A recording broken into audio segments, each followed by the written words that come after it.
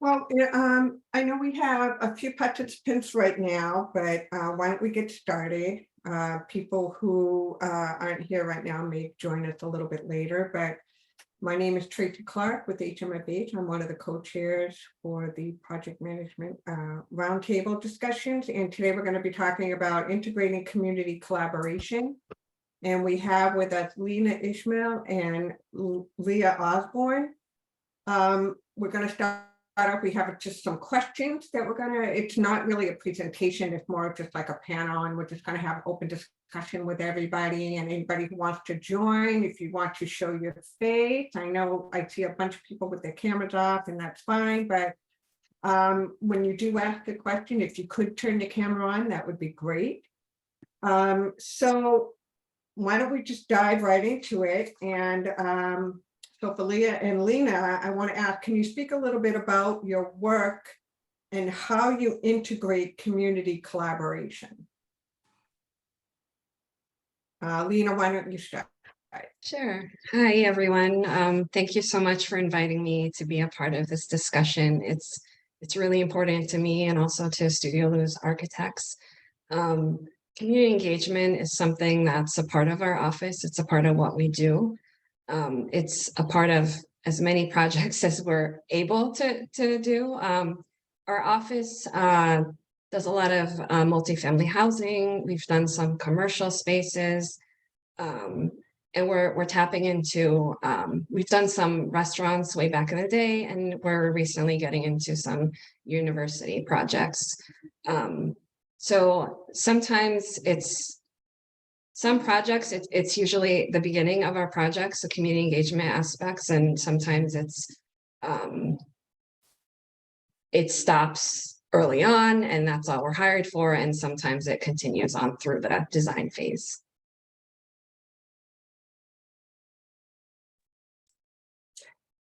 I can share a little bit as well. It's so nice to see you all today and be here. I'm also honored to join this conversation. I feel like dialogues like this are just so important in our practice and the way that we're able to reflect on our own work and on other practices. So I'm looking forward to the conversation ahead. My own background is, I think, maybe a little different from most of you folks here. I'm a lighting designer, architectural lighting, and also interior designer.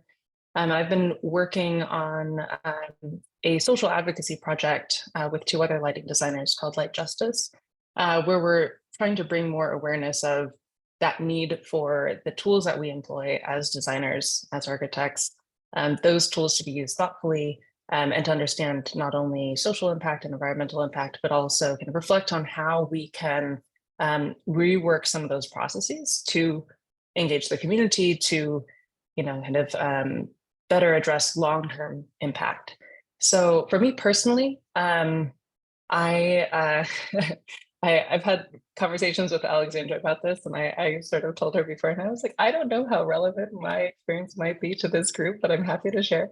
I have been working for an international lighting design firm for the past 8 years. We worked on a lot of very big projects. We relit the facade of the Taipei 101 building in Taiwan. I've worked on the Philippine Stock Exchange, a lot of luxury hotels. There are a lot of luxury hotels in the world. Luxury commercial. And I found that while those were meaningful projects in terms of what we could apply, and they were successful, I really found in my own work, there was sort of missing this community piece. Like, what is my impact on the community around me locally? And I think that disconnect was made larger by the fact that I was working internationally. So personally, I've been living in New York for a long time, moved to Seattle during the pandemic with my spouse and our child. So I started looking for small projects locally in my community that I might be able to kind of participate in as a designer. So for me, that's been mostly trust building. That's engaging in my community as a citizen first and listening to what people's needs are. And then through that, kind of finding opportunities to participate as a designer.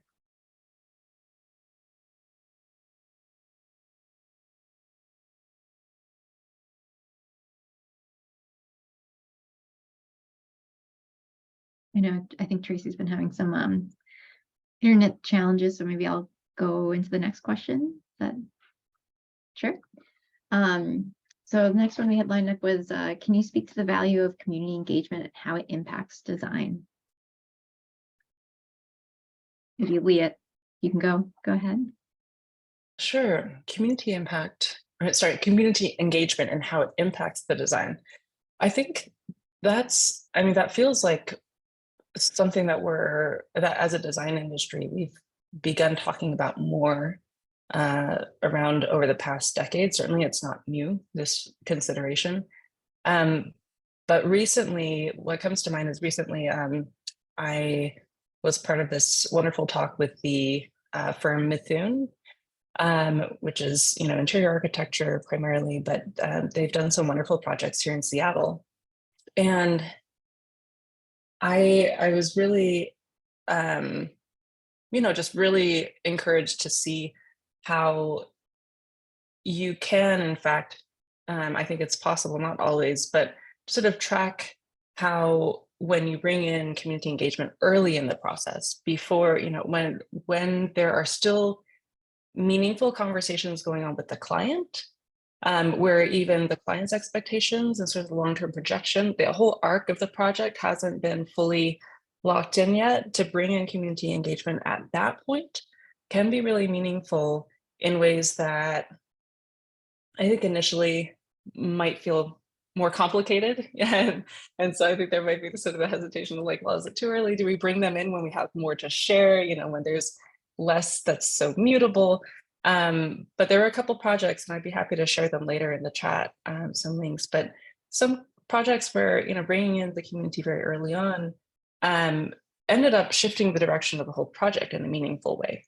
Not in a way that ended up being disruptive to, I think, the client's needs or the architectural vision, but in a way that ultimately, to me, at least observing the sort of success of the projects, anchored the project and the building in the community and in the neighborhood in a way that I think would have been less possible if community hadn't been engaged at the very start. Great. And Lena, do you have any thoughts on that? Yeah, Okay, I was gonna, can everybody hear me okay now? Yep. So what I was gonna say is, if I don't know if anybody else that's here would like to talk a little bit about how they engage community and how it impacts their design. We would love to hear from others, so we can all participate in the discussion. But if not, then, we do have a few more questions, but I do want to make sure that everybody is heard here. And if you have any questions, please feel free to put them in the chat. So does anybody have anything they want to share about community engagement and how it impacts design on your end?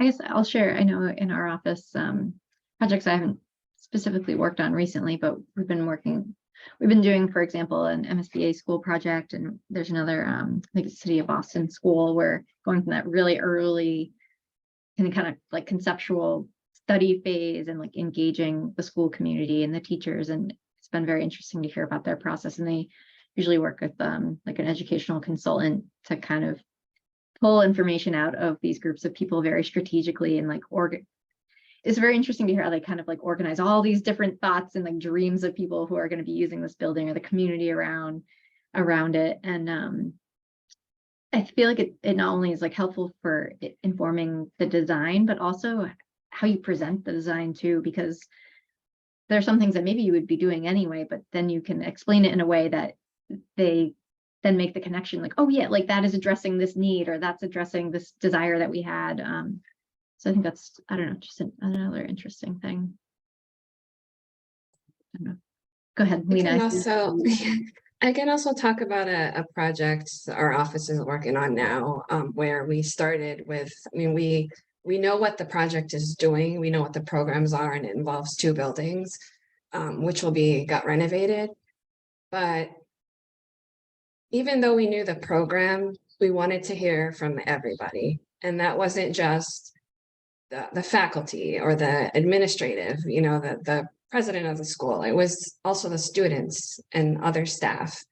And so that was enlightening. We had a whole student engagement, but I know we're going to get into this later, but we had everybody involved. And now we're in the process of basically implementing the voices that we've heard from the campus community into the design. So that's an example of how, even though you might know what the programs are, there are features and thoughts and comments that we receive that are helping strengthen the program and also just the design in the public spaces. Yeah, absolutely.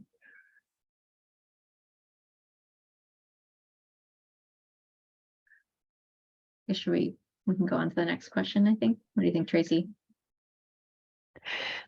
I think I have a question. And I don't know where it falls in this conversation, but we have tried to connect with the students post-pandemic, and we have found that the way students use buildings and the way teachers use buildings have changed so has changed so drastically over the last 3 years. And now, of course, everything's trying to get back to normal, get back to a way of collaboration amongst the team, amongst the students and the faculty.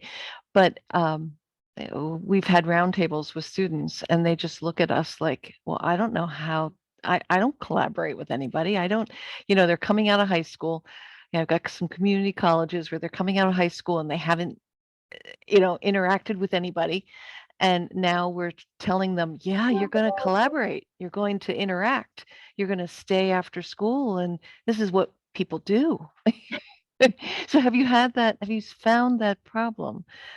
And have you found a way to get around to retrain these students who are coming out of high school, don't know their peers, going into college, and don't realize that the way you college is is to collaborate, team, I think part of it is also how to frame the questions. It might not be specific to a space type or how it would be used. It might be just what makes you feel a sense of belonging, what's comfortable to you, things like that, just to get them going. And those are some of the questions that we asked at the college that I described. And I think it's also important to think about some major themes also. So like if the program is a laboratory space, students will be working there, there might be offices, there might be researchers. So just knowing who your audience is and then finding those open-ended questions where you can really feel inspired by some of the comments that you may not even be thinking about when you're designing. That might be helpful. Thanks. And I'll share too. I just dropped a link in the chat, but this was a mentor and program director, Glenn Schrum, worked on a lighting project specifically. So not the group, the community that you're speaking to right now, but this was an example where they ended up doing a lot of education, like public education, not in a very structured way, but in a sort of engaged kind of collaborative way with folks in a neighborhood who were being asked to offer ideas of how relighting their neighborhood might improve their experience of it. And as lighting designers, we're coming in with a lot of technical knowledge and a lot of terminology that we feel comfortable with, but found that in asking questions of the community and sort of inviting their input, it did work much. It was much more effective, as Lena put it, to sort of frame things in their experience in a way that was very open-ended and just invited their experiential data. So as opposed to where like how does is the lighting at the street corner, is this you know, is there too much glare, or, you know, do you feel like there's too high contrast where, you know, where it maybe disorients you, instead asking, you know, how do you feel on this block as opposed to this block? Or what are the routes that you like, are there any routes that you take where maybe you'd prefer to take a different route, but you find yourself going in this way instead? And I think it is tricky. I think the building of that vocabulary together is, you know, it's not straightforward. But yeah, I think yeah, these kids are also at a very specific point, right, developmentally, and you're almost inviting them to, you're almost acting as a mentor, you know, and sort of guiding their thought and opening their mind to possibilities. So it's a big set of responsibilities, but also opportunities, right? Yeah, another, just something I thought I had, recent conversation I had with a colleague in my office, and they're doing some of this like early visioning and getting information from the community for school. And I know they've used different forms of technology to kind of like solicit input, so that, and sometimes I think young people in particular, people coming out of high school, are more apt to share their thoughts and like type it out and send it up to the screen, where or you know, whatever, like kind of poll kind of things that, I don't know, almost feels more anonymous at first, but maybe that can kind of like open up the conversation, I wonder, and kind of warm people up. My husband's also a high school teacher, and so I hear a lot about the lack of wanting to participate in the classroom. It's hard. It's definitely hard. I think, like Leah said, there's definitely an art to kind of like pulling that information out of them and kind of like guiding them in that conversation. Okay. And just to layer on one last comment, Rosalind, I think it can often feel like with each project, with each group, you know, it's a new group of people, you sort of start from scratch, but it could be really meaningful if you all aren't already doing this, but to share resources and share lists of questions that have worked, and pulling those resources, because I know certainly in lighting design, it's felt like, you know, finding people who are also thinking about these questions and firms that are already putting this, you know, have been putting this into practice. There are so many, there's a lot of knowledge that we're gaining as we go. And it would be really, I think, really wonderful if there could be ways that we start to pull resources there, so we're not always reinventing where reinvention isn't necessary. Yeah, that's true. Anybody else want to add anything? Okay. So how do you bring community feedback into your design to share with coworkers and consultants? Lena, do you want to start this time? Sure. Usually, depending on the project, I'll refer to the college one just because it's more recent, but there's a lot of feedback that we return back with, and sometimes it's sticky notes and dots on images, and you know, what do you do with all of that? And it takes time, but you know, what we do is we try to gather common comments and group them together. We work with pie charts and graphs and that sort of thing, and then we use it to inform what the voices we heard are asking for.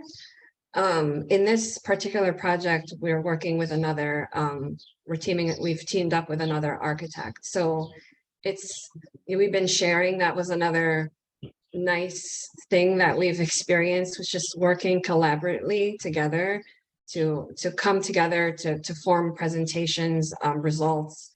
Once we got the results back, we created a presentation, presented it to the college, and now it's informing our design. So that's typically how we do it. Other projects were tasked basically just to do community engagement, and those are sometimes the push to get the people to come to the student engagement workshops is usually from the state agency or whoever we're working with. But it's the same thing. Once we get the feedback, we compile it and make sure that we let them know what the feedback was that we received.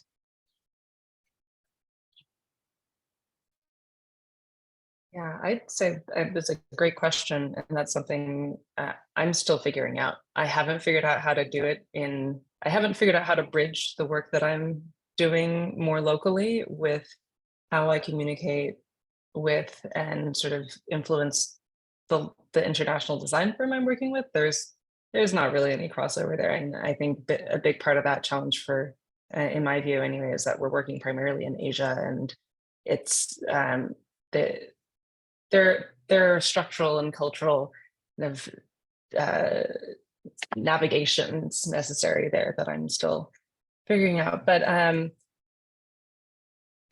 there's one example, I guess, would be just for me personally, and with another lighting designer that I work with on occasion in these projects.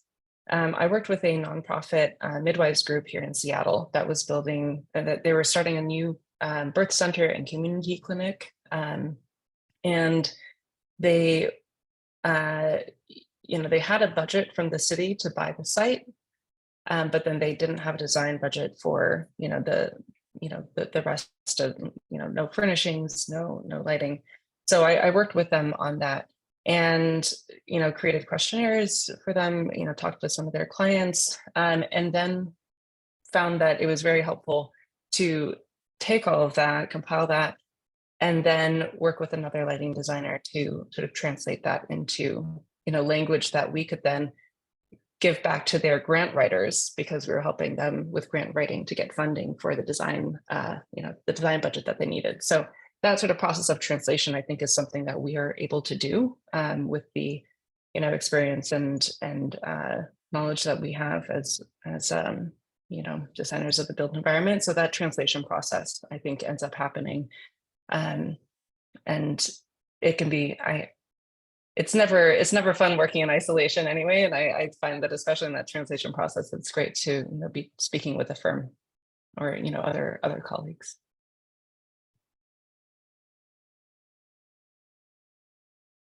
Okay. Again, does anybody have anything else they'd like to add, or if you have any questions? I feel like we're moving right along. I'll ask a quick question. Okay, so great. Sorry, I was going to say, one thing that you both mentioned in this question is, bringing feedback to coworkers and consultants. And I was wondering for both of you, in an ideal world, who would you have at these, from the design team at these community meetings? Would you have someone from every discipline? Would you have the entire team? I know that might not always be practical, but what would your best case sort of scenario be for those kind of opportunities?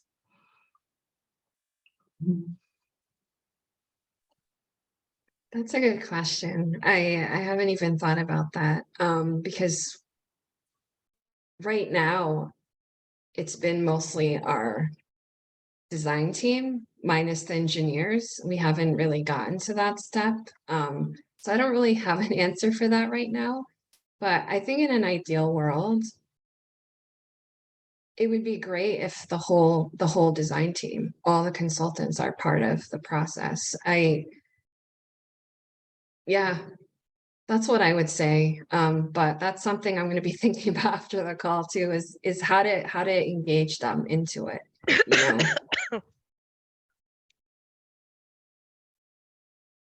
Janice?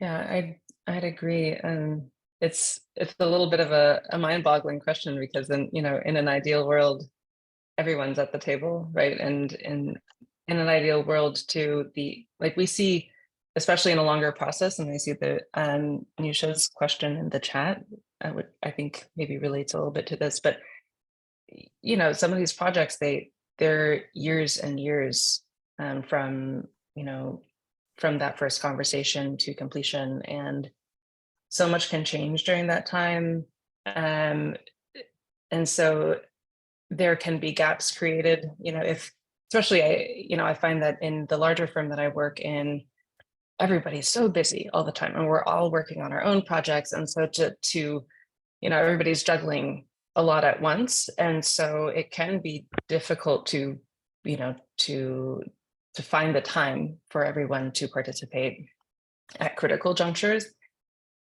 And then when that doesn't happen, then if you try to find time to sort of patch that and figure out how to, get together at a different time it's worthwhile effort. But yeah, it would be lovely if maybe there were like templates that could be followed, like, okay, at this point in the process, this is critical, so let's all be here and prioritize that.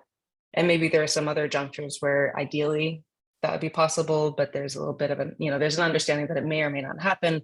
But then there's another specific point in the process where, okay, this is again absolutely necessary. If that were built in, and I think over time kind of baked into the cultural kind of understanding in a team, in approach to projects, that'd be great. I'll also be thinking about that. I feel like that could also tie back into like how you kind of capture all the input that you get, right? Like if only a couple of people from the design team can attend, like how do they capture all of the feedback in a way that is helpful to the rest of the team and like relays that effectively to everyone and documents it, like as team members change inevitably or any of those things that happen over time too. And I was just thinking another way to look at it, if you can't have the entire team there, which I agree, it seems like a deal, right? Like how do you prioritize? And like, is it the people whose work is interfaces maybe most with the community, or like I'm thinking, I don't know, maybe like a structural engineer, for example, like they're really supporting everything else. Maybe it's not as important for them to be part of some of the early conversations, but I'm just like lighting designer or AV or, things that they interact with. And I'm just kind of thinking out loud here. If you have to prioritize, it's one way to think about it.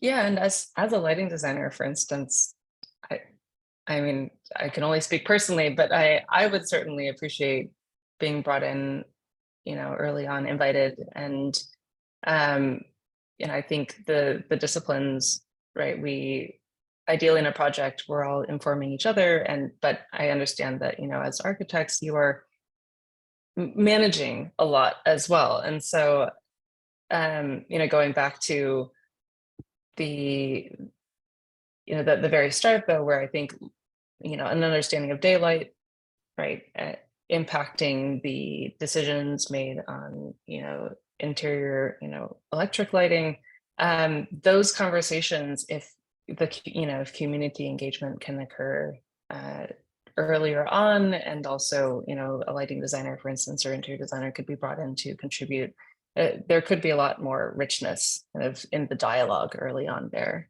And we're in Light Justice, we're working to shift the culture a little bit in lighting design as well, so it'd be, hopefully we'll see more of that in the future. And I see we have a question in the chat from Nayusha. Is that how you say your name? I see you just turned on your camera too. So feel free to chime in here, but I can read your question if you want. Sure. So he said, how do you keep the community / users engagement consistent, cohesive, and effective for the design process? So not having to go, I think, go backwards, right? And like revisit things, I think is what you're getting at. You say, I worked on a hospital project, which we engaged users and client team from the very start through plan reviews, mock-up reviews, etc., and we implemented their feedback effectively. However, during the course of 4 years from design start to construction finish, the leadership, management, and staff at hospital changed 3 times. Oh, yep, that'll do it. And each time feedback's changed. So trying to learn lessons for next projects. Yeah, that's a great question. Great point. It's tough. Yeah, that really is a tough one. I feel like that happens more than I'd like to admit, especially when you're changing staff. And if a project is dragged out too long, there's always that case. I almost separate that from when I think of community engagement. I think of that as a separate thing. And it's not necessarily the plans and the, you know, any details. And it's more about the vision and the voices and less about layouts and the actual drawings, I guess. So, and I don't have an answer to how to avoid this. Unfortunately, I feel like it happens many times. It's happened. I mean, I'm working on a multi-family house right now where the state approved a layout, and when we got into putting in all the mechanical systems and everything, and because it's going to be passive house certifiable, all these spaces needed to be larger than what we had planned for. And so it scrunched up some of the, unfortunately, public spaces. And we're dealing with the state about, well, you know, why do we have this and why do we have that? Well, we had it there because you wanted it there. You know, there's those types of challenges as well. And I think they're just, if anyone knows a solution, I would love to know, but they're hard. I think that's very hard. Yeah, I can, I don't know, commiserate maybe on that. And I feel like we've fallen back. Like, I feel like, I don't know, my go-to is always having really good meeting minutes and like marked up plans and like records of what people asked for and why, which is really hard to keep meticulous track of because there's so many little things. You never know what thing is going to be the thing that someone comes back later and says, why did you think you were putting locks on those doors? Right? Like, so yeah, it's definitely tricky. And again, like predicting what those items are, so you know what to kind of track carefully. And at some point, I think like there's nothing you can do about them changing their mind. If they change their mind about what they want, they're the client and you do it, right? I know maybe it's just a little more of like, there's always the walking the line of what's an additional service too. Like what point are they changing their minds and to what extent is that impacting the design, I think is like also a discussion. But I think to your point too is a little bit different than like community engagement, right? Where like you said, Lena, it's like at the visioning early stage, where like that input and all of that information is helping form the whole process versus like, yeah, having to go back and change things later, hopefully. But I have a quick question, I think that comes off something that Lena just said, you know, and I think maybe bigger picture, and I'd be interested to hear what everyone thinks, you know, how are we kind of defining community? Is it our neighbors? Is it the block? Is it the, you know, is it that part of the city? Is if you're thinking about sustainability, is it, you know, anyone who's in, say, an impacted, you know, watershed area, or, you know, how far does that go? And I'd be interested to hear how people are thinking. And I think your comment kind of pointed to the difference between, you know, end user community and, you know, maybe bigger community. You kind of made me think about that a little bit more as you were talking. Yeah, I think, you know, it depends on what the project is. So, for example, we've worked on projects where the buildings were owned by the city, for example, and they've been vacant for a while, and they're trying to envision what that space could be. And so something like that, we would include members of the community, neighbors. If it's, for example, the campus one that I talked about earlier, where we're renovating 2 buildings, that would be everyone at the college. So that notification will go to everybody for that. So that really the plan is to just not exclude anybody. Think about everybody who might be using the space, living around the space. If it's commercial, we would talk to the businesses in the area, the neighbors, and that sort of thing. Absolutely. Yeah, I agree. I think the consideration would probably be impact, right? Who's impacted by this build? And, you know, it can depend on the type of project, the scale of it. But ultimately, you know, for instance, with the birth clinic, birth center and community clinic, we we reached out to the surrounding community because it's embedded in a residential, mostly residential community in South Seattle. So it mattered a lot to the surrounding neighborhood to know what was happening there, to understand what the impact might be to them, of having also specifically a birth center which operates 24/7. So depending on the nature of the project and who is impacted, I think community can then be kind of understood or like opened up and kind of defined. But I would agree with Lena that, ideally you're not excluding anyone who is impacted, and that can, that might be difficult to define. So, Denise, did you want to add anything?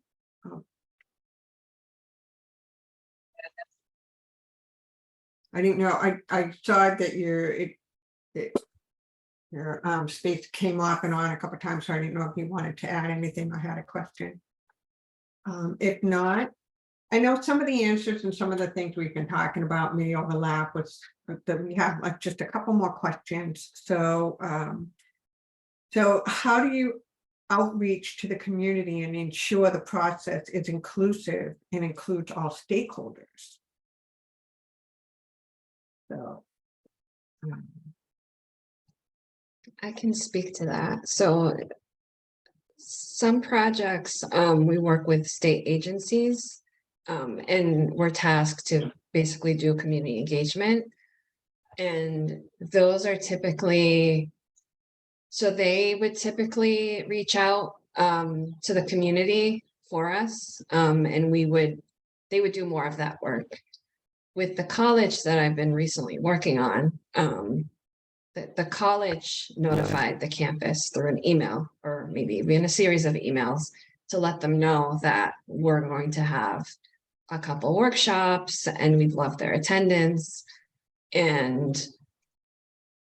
so there was a lot of talk and discussion and gearing up for that. And we also made sure that the dates of the workshop aligned with dates that worked well for the college, because it's a community college. So there are some high school kids that come to the college to get credits through, their high school diploma.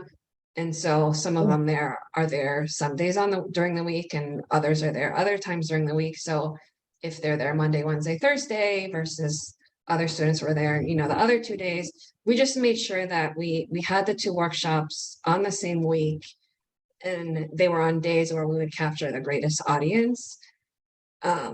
We also created surveys that we sent out for people who couldn't make it to the workshop. We also had QR codes to make it easier. So when we were actually out there in person to do the workshops, we would pass out these little pamphlets with QR codes in case people were passing by and couldn't actually stop and participate. What else? So we also had stations, and we had themes. For example, teaching, learning, community gathering. One was faculty, one was more about the context of the site. And our boards were basically, one was more visual and one had questions. And I think I mentioned earlier about the types of questions that we typically like to ask. And so, we used sticky notes that were color coded so we can tell who wrote what. So if you're a faculty member, we gave them a certain color sticky note, and that helped us when we got back to the office to decipher who wrote what and be able to categorize all of these things. With the photos, it was kind of like, what do you like? Which one do you like? I can't remember the exact questions, but you kind of get the gist of it. It was, what are you drawn to here? And they were focused on spaces that we knew that we were going to be designing.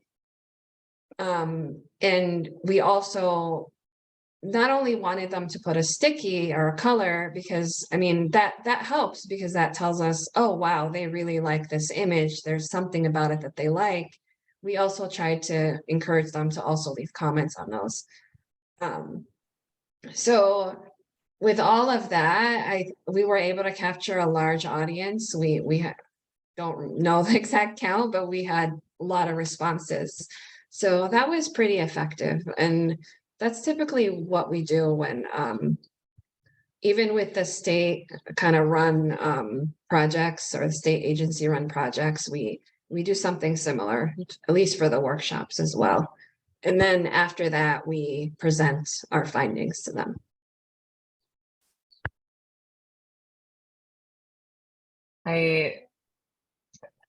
I'm thinking as you were speaking, Lena, that it is a lot of work, right? It's a lot of, it ends up being logistically, you know, a fair amount, like in terms of time and energy and initiative. It's a continual sort of reaching out and bridging and sort of taking initiative. And some of the projects that I've seen and been part of that where I feel like, okay, that some of the lessons learned were less like what we don't want to do again and more like, okay, how do we do this again in this way? Have been ones where we were able to plug into existing community organizations. So not in this case, not state run, but where there was the opportunity to locate and then work together with a community group that already was pretty plugged into the community. And so they would be able to, for instance, the Signal Station North project that I shared in the chat, worked with a community organization that sort of took the lead on organizing some events, a light walk, community light walk, to which, you know, folks in the neighborhood were invited. And that was, you know, facilitated by lighting designers, but also the community organizers. There was an event where, you know, people were invited to come together, and there had been this sort of zine that had been created with kind of education on how to think about lighting and how to see it, how to understand it, how to, you know, kind of advocate for oneself. That came from a previous community meeting. So then producing that zine to then share at the next one and sort of continue the conversation. So yeah, it is a lot of work, and if possible, especially with smaller firms, if it's possible to do a little bit of legwork and find potential partners in the community to help with that communication and kind of ongoing facilitation, that, I mean, that's ideally, you know, that's sort of ideal, because that takes a little bit of the load off, and also, you know, again, you're not sort of rebuilding from scratch something that already exists, right? A network that you can just plug into, as opposed to needing to really put a lot of energy into building. I see, Naisha, you had another question. Do you have any strategies for keeping the community accountable against the budget and schedule without phrases like this is out of scope or out of budget for the project? I think that's a great question.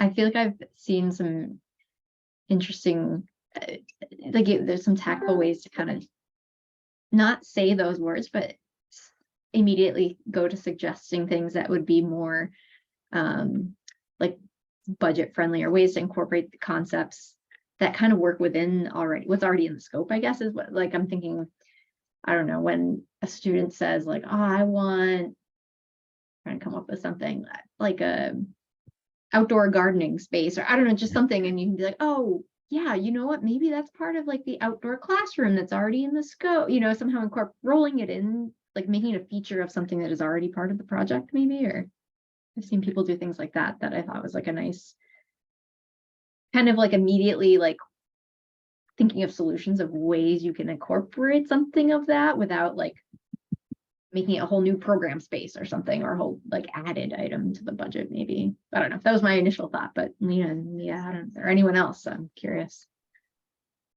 So out of the 107 surveys, there's a couple that hasn't been included. So that's why the initial line, I think.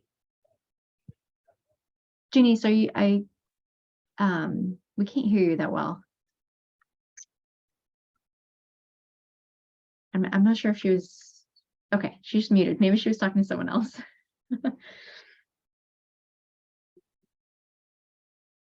I see, Naisha, you added, you agree that finding partners in community or teaming with smaller groups active in community goes a long way.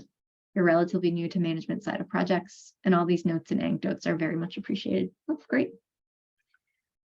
I don't know if anyone else had any other thoughts on like the whole budget concept and like addressing that in these community situations. I guess I'd like to ask you, Alexandra, not to put you on the spot, but I've really enjoyed learning a little bit more about the processes that you're kind of going through with your projects, and I'm wondering, yeah, like maybe this is something we could all sort of pitch in, like which it's a hard question, because you're trying to manage expectations and you're also dealing with realities that you understand in a way that, you know, that again, I think we're forced to deal with realities and we understand what we're kind of working against, scope and budget. And so those are just realities. And I kind of wonder, I don't know that this is all as effective, but you know, the idea of encouraging kind of self-initiation after the project's done, like it's, for instance, like a outdoor garden space, as that example you mentioned, Rosalind, like that could be something that you say that's a great idea, and maybe that's something that's an opportunity for organization on your part, or you know, if it's there's also a relighting project for Chinatown down here in Seattle, and it's a very long-term project because on the one hand, there's a very obvious, like visible need for relighting of that whole area. And after an exhaustive process of getting community input and like coming up with ideas for like, you know, change and projects and like really getting into detail, now the process is kind of held up because everything has to be approved by the city. You know, there's so many other players to work with. And so the community at different points is like, so why isn't anything happening, right? Like, so, in terms of timing, we had these expectations, we got all fired up and we're so excited to see the changes. So like, where has this all gone? So in terms of, you know, like schedule, there's also that, okay, how do you share that, yes, there are things going on in the background, you know, permitting and working with Seattle Light, and just all of that takes a long time. And it's not that it's not happening, but it's on a much longer trajectory. How do you communicate in a way that is not just frustrating to them or, you know, makes them feel a little disheartened?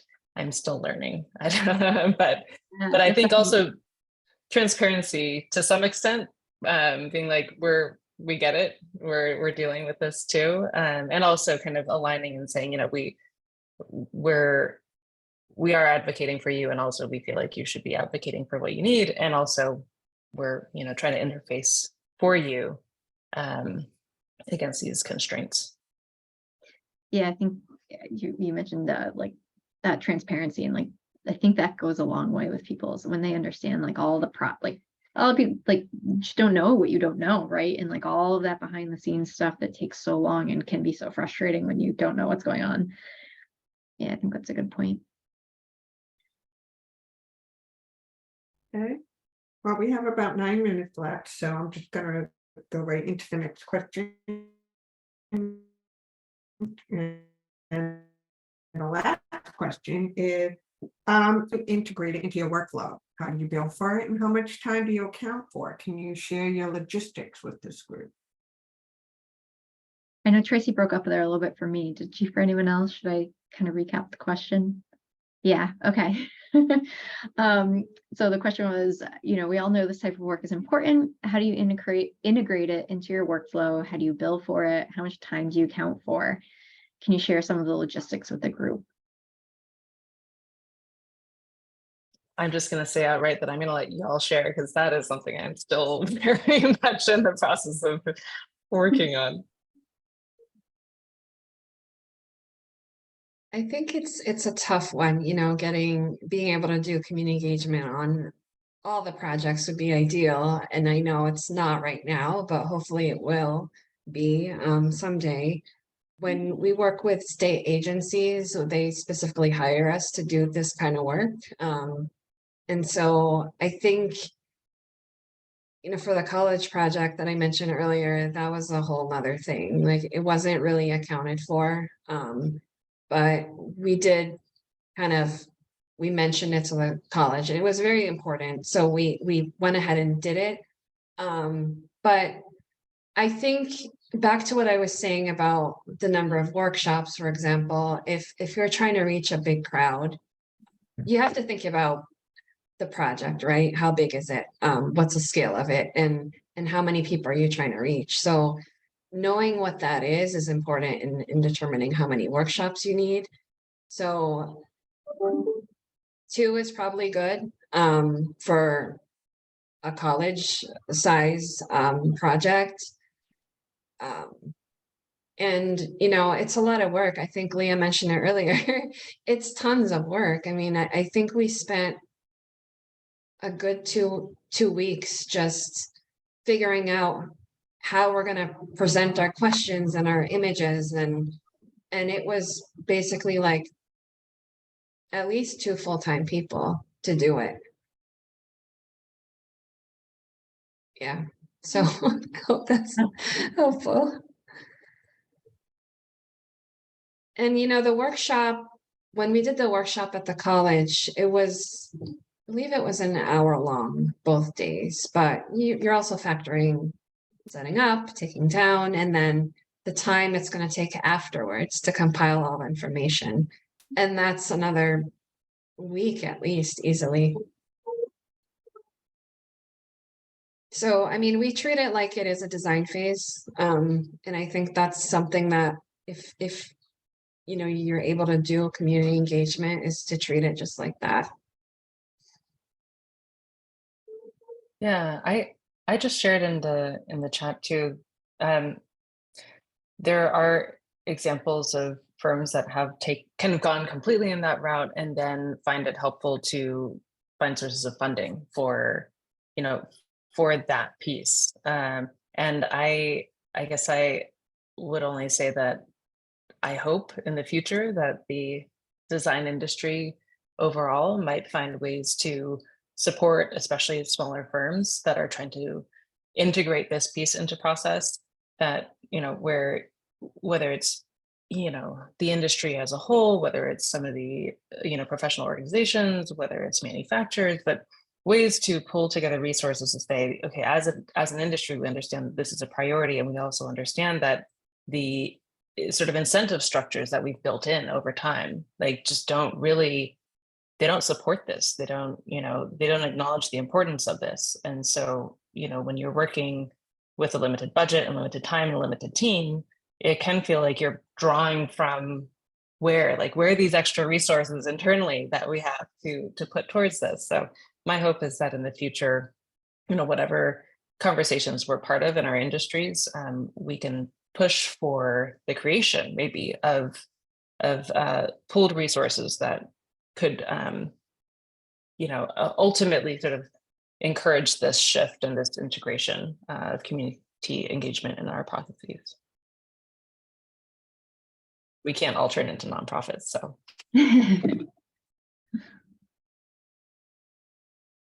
Okay. We just have a couple more minutes if anybody wants to add anything. And just to recap a little bit, we do, this group meets or try to meet every other month.